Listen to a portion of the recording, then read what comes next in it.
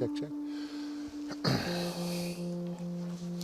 So, what I'm doing here today, I've decided to put an extra box on this hive. This is my strongest colony that I have here in Flat Rock. And I don't get much honey from these bees, but they do seem to reproduce well and build up well, but they just don't have the, I just don't think they have the nectar resources around here to build up, well, to make much honey.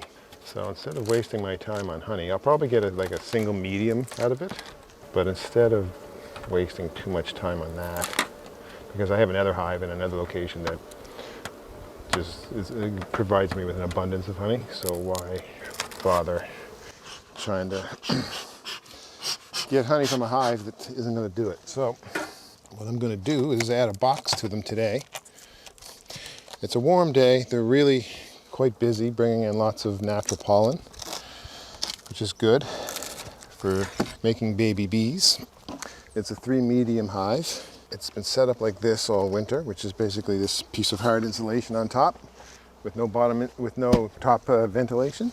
And that's it. These wood louse or carpenters really get in everywhere. All right, let's just slowly pop this up. And I have this hard insulation. I think it's about an hour 20 or more. I'll try to put a microphone in the hive once we get this going, so we get some hive sounds. I'm just going to I don't have any gloves on today. I'm wearing just some baggy gym pants and a sweater with no t-shirt underneath and just the sleeves rolled up. But I think the bees are pretty chilled out. So let's see. Famous last words. Here we go.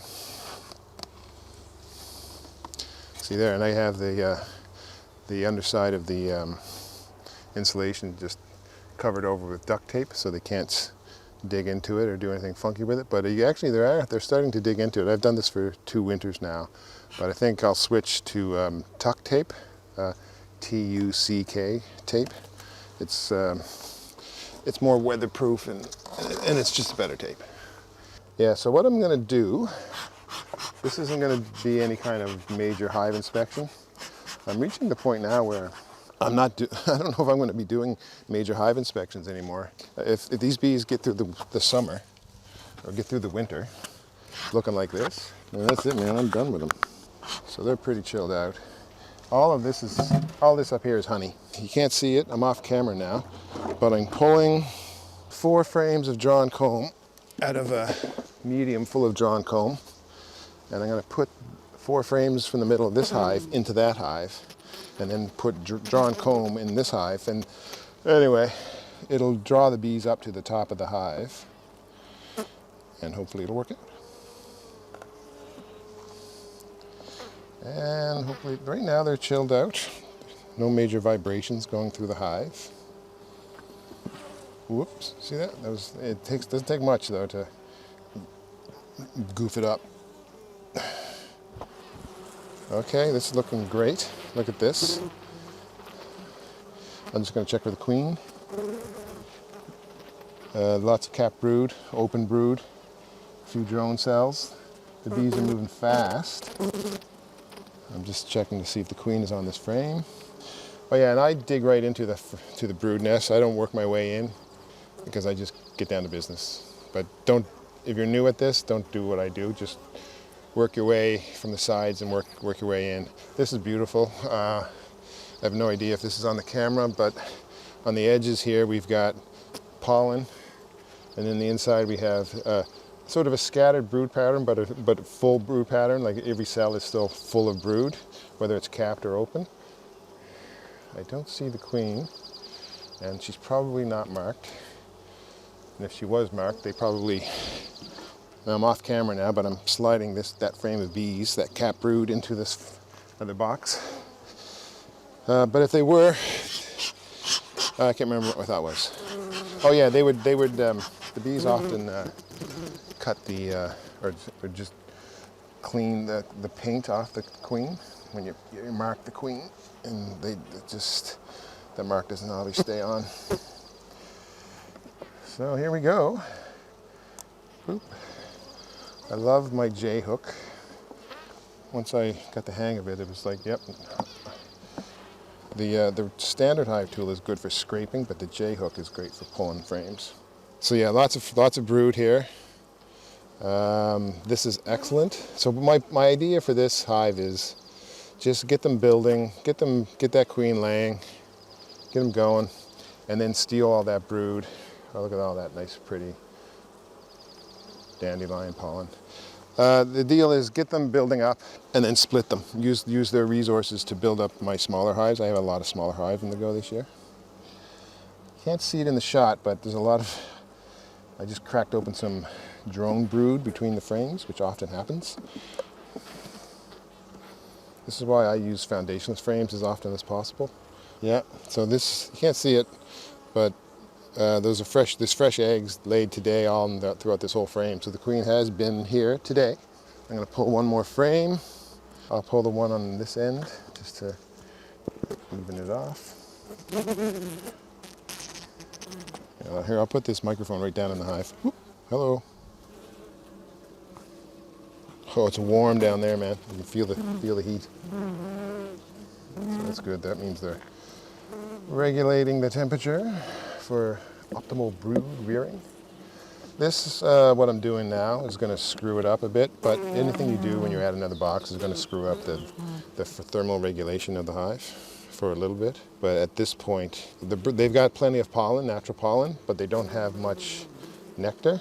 So I'm going to put a feeder on top of them, just a trickle feeder, just to keep them going, to stimulate them. Let me see it. So that's good enough.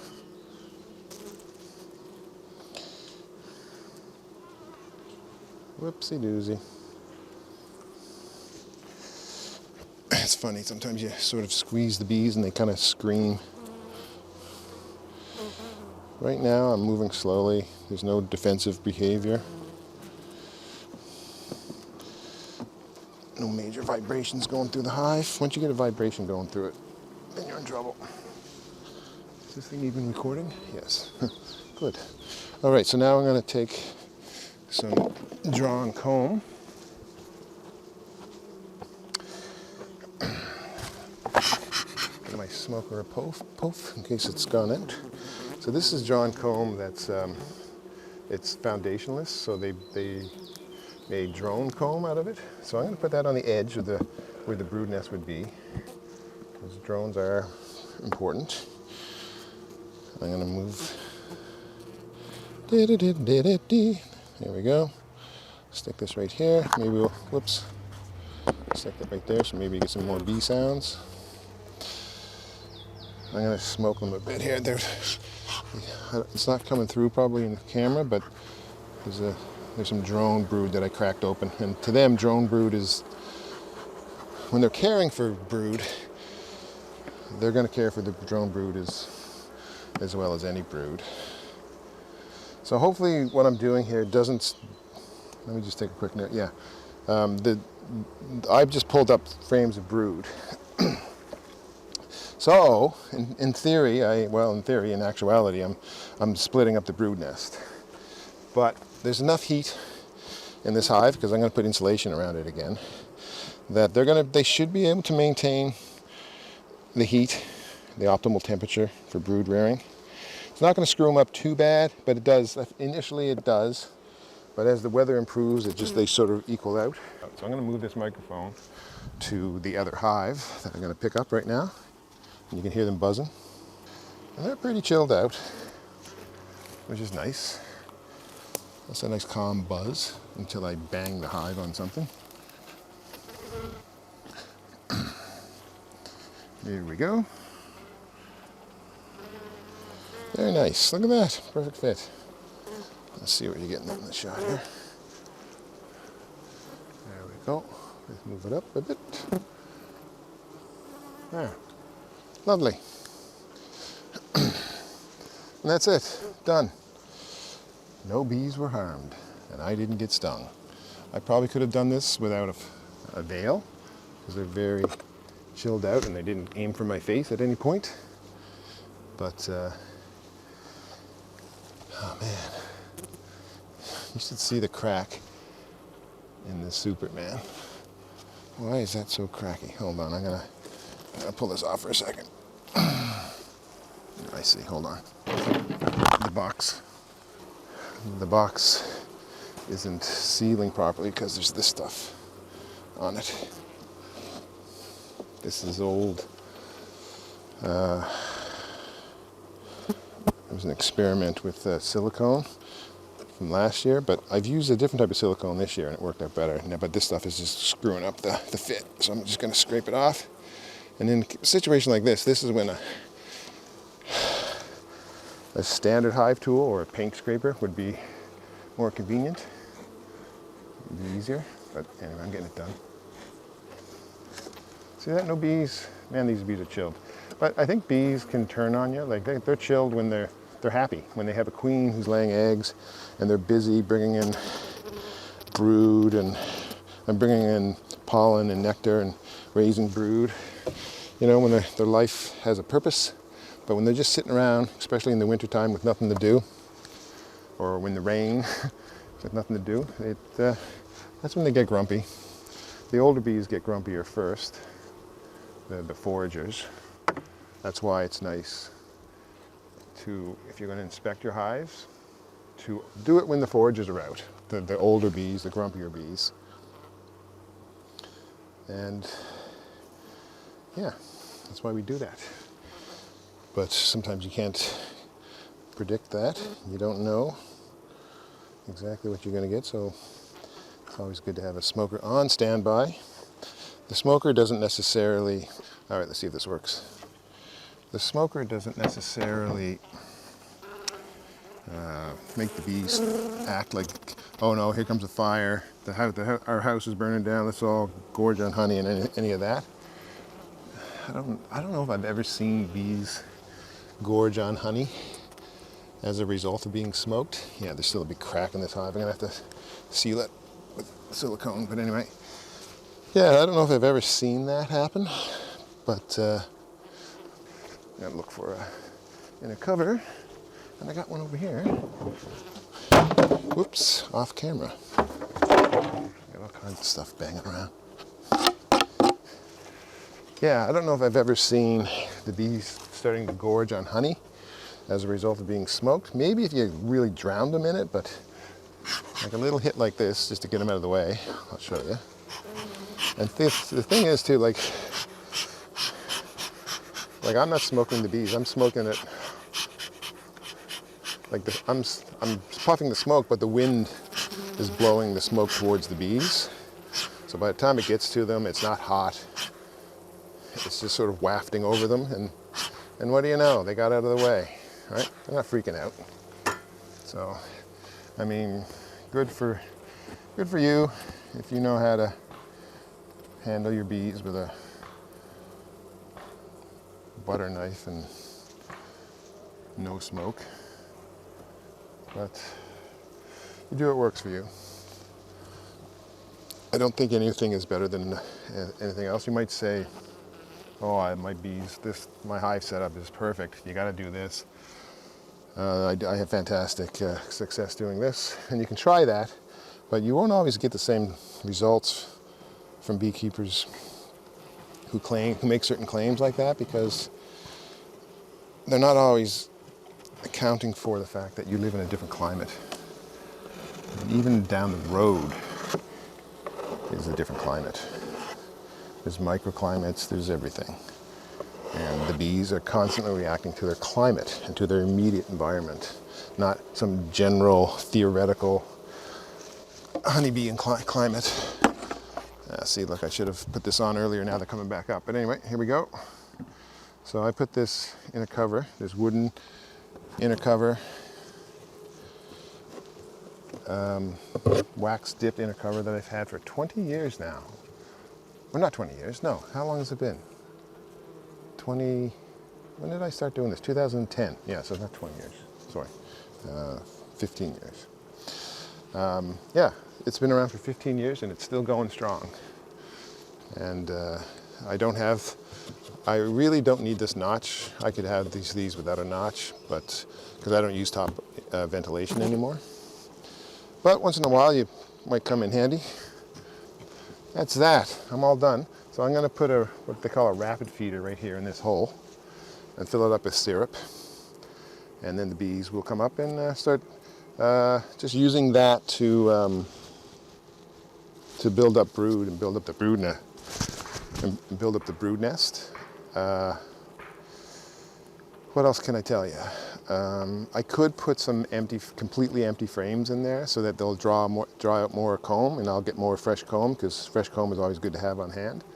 But I have tons of drawn comb because I used to have a lot more hives than I do now, but I've simplified for sanity reasons, and it's great. So I have all this extra gear and comb.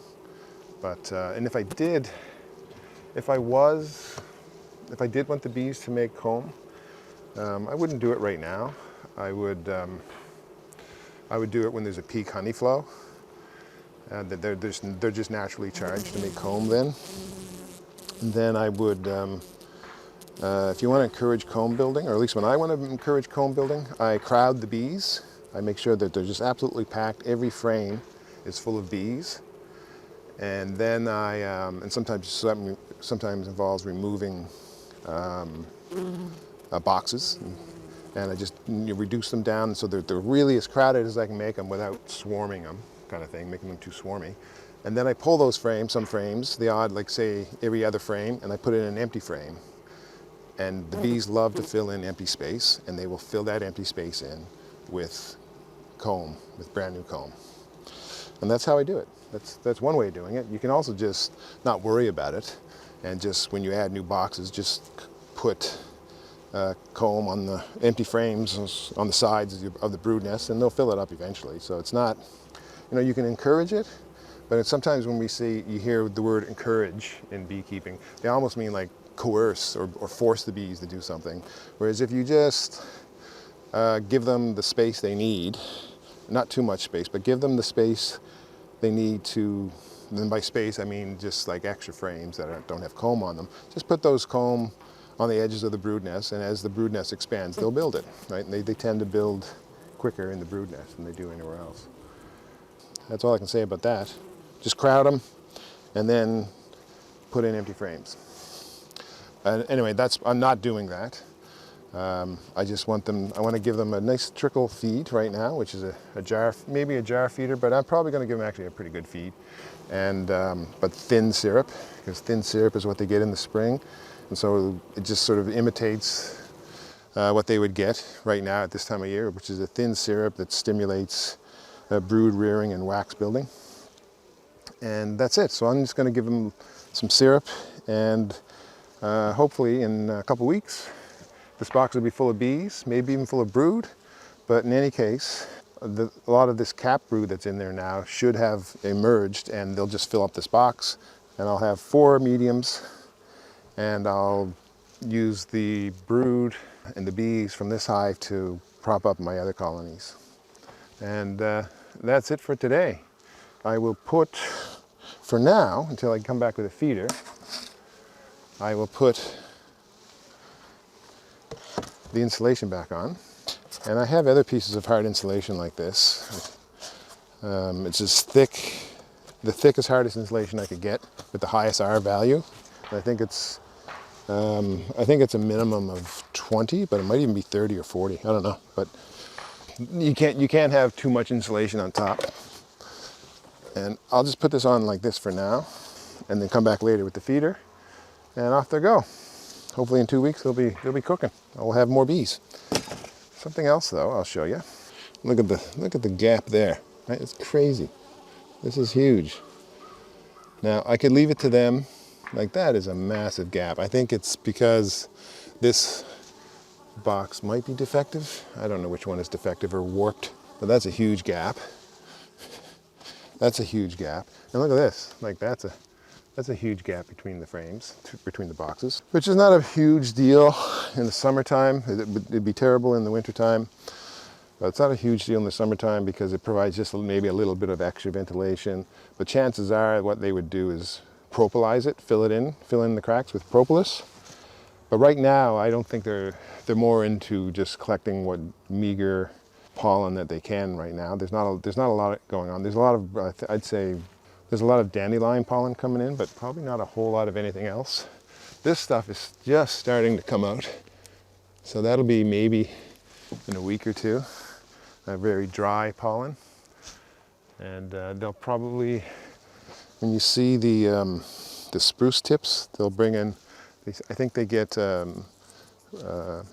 resin from that, and they get a lot of propolis from that, and around that time they'd start filling in these cracks. But right now it's sort of not great because it's still freezing right now. It gets really cold right now. It's still basically winter temperatures half the time, which is discouraging.